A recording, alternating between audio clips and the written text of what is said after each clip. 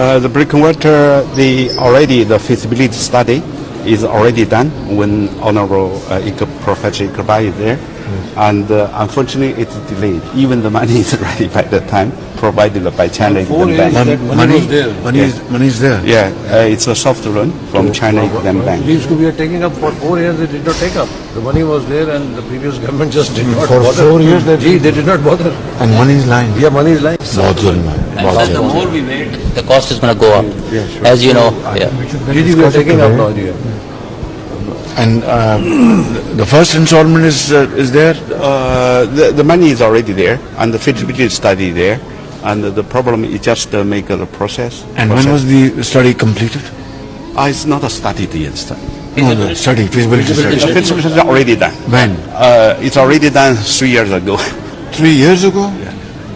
When professor is there. अंदाजा करे This is the loss. इससे बड़ी और जुल्म और ज्यादती इस कौम के साथ क्या हो सकती है? पैसा भी आया हुआ है, feasibility study और this is very sad and unacceptable. Sorry, we will do it inshallah.